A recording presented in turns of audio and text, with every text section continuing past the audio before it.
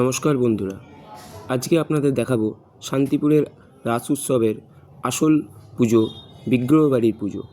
বিগ্রহবাড়ির পুজো বলতে আমরা যেটা বুঝে থাকি, শান্তিপুরের রাস উৎসবে নানান ঠাকুর দেবদেবী সমস্ত কিছু হয় ঠিকই, কিন্তু রাস উৎসবের আসল পুজো হচ্ছে বিগ্রহবাড়ির পুজোগুলো।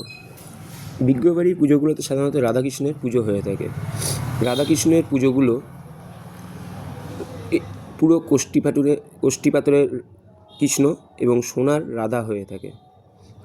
এই পুজোগুলি বহু প্রাচীন এবং এই পুজোগুলোতে অনেক রকমভাবে আচার অনুষ্ঠান সমস্ত কিছু করা হয়ে থাকে এবং বাইরে থেকে প্রচুর দর্শনার্থী আসে, প্রচুর অগন্তি দর্শনার্থী আসে এই পুজো দেখবার জন্য।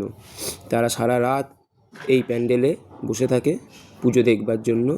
এরকম দর্শনার্থীরা পুজো মণ্ডপের সামনেই রাত্রি যাপন করেন এবং যে প্রসাদ দেওয়া হয় সেই প্রসাদ খেয়েই এনারা রাত্রিটুকুনি কাটিয়ে দেন। এরমভাবেই বিগ্রহবাড়ি পুজোগুলো হয়ে থাকে। আমাদের এখানে বিগ্রহবাড়ি পুজো অনেক আছে, যেমন বড় গোস্বামী পাড়া, পাগলা গোসাই পাড়া, মঠবাড়ি, বিজয়কৃষ্ণ গোস্বামীর বাড়ি, এরকম নানান পুজো এখানে হয়ে থাকে। 3 দিন ধরে পুজো হয়। আজকে ভাঙারাস, মানে 3 দিনের পর ভাঙারাস হয়। ভাঙারাসের পরের দিন কুঞ্জ বিহারের মাধ্যমে এই ভাঙারাস এবং বিগ্রহবাড়ি পুজোগুলো শোভাযাত্রা শেষ হয়। এরপরে আপনাদের নিয়ে আসব আমাদের শান্তিপুরের পটশ্বরী তলায় অবস্থিত অষ্টকালী ভবনে। এটাও একটা বিগ্রহবাড়ি। এরা খুব সুন্দরভাবে মণ্ডপটাকে সজ্জিত করে এবং নানা রকম পুতুল দিয়ে রাধাকৃষ্ণের গোপিনীদের সাথে যে আড্ডাই আর কি মারত, সেই সব সমস্ত কিছু এরা মূর্তির মাধ্যমে ফুটিয়ে তোলে। খুব সুন্দর লাগে, অপরূপ সাদৃশ্য একটা মণ্ডপসজ্জা এরা করে থাকে।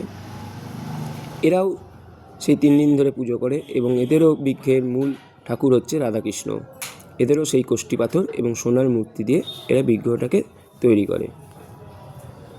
আমাদের সমস্ত বিগ্রহ বাড়িগুলো সাধারণত শতাব্দী প্রাচীন হলেও এই অষ্টকালী ভবন বিগ্রহটা এটা শতাব্দী প্রাচীন নয়। এটা অল্প কদিন হয়েছে, মানে 15-20 বছর। বাদবাকি সমস্ত বিগ্রহ যত আপনারা দেখবেন সবই অন্তত 100-200-300 বছরের পুরনো এবং এদের আচার অনুষ্ঠান অনেক রকমভাবে এরা পালন করে থাকে।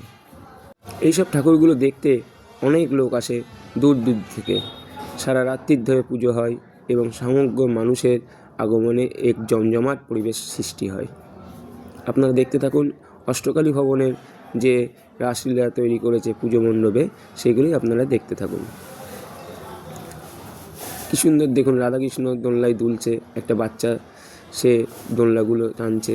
এরকমভাবে নানা রকমভাবে সাজিয়ে তোলা হয় এখানে।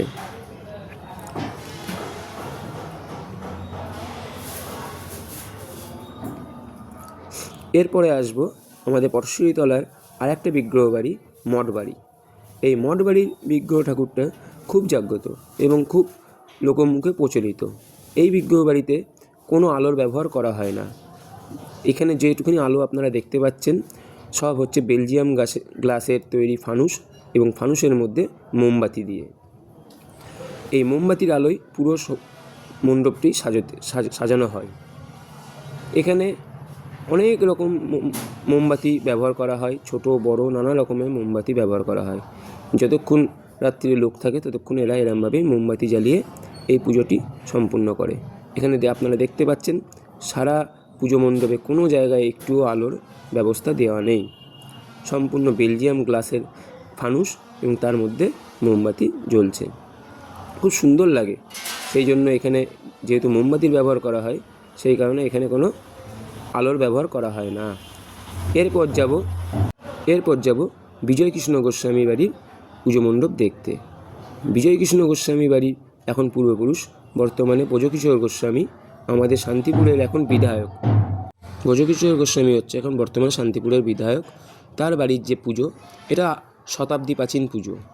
এই পুজোতে অনেক অনুষ্ঠান হয়, অনেক শিল্পী আসে বাইরে থেকে গান গাইতে এবং শান্তিপুরের পুজোয় এই ব্রজকিশোর গোস্বামী বাড়ির পুজো দেখতে বহু দূর দূরান্ত থেকেও মানুষ আসে। এই ব্রজকিশোর গোস্বামীর যে পূর্বপুরুষ বিজয়কৃষ্ণ গোস্বামী। এই বিজয়কৃষ্ণ গোস্বামী হচ্ছে অনেক বড় মহান মানুষ ছিলেন। এনার নামে অনেক জায়গায় সম্পত্তি এবং অনেক নামে ধর্ম প্রচারের বেলায় অনেক সাহায্য করেছিলেন।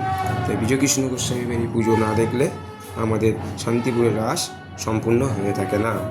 আপনারা দেখতে থাকুন, এরমভাবে আপনাদেরকে অনেক রাসের পুজো আপনাদের দেখাতে থাকবো। ভিডিওটি ভালো লাগলে শেয়ার করে দেবেন।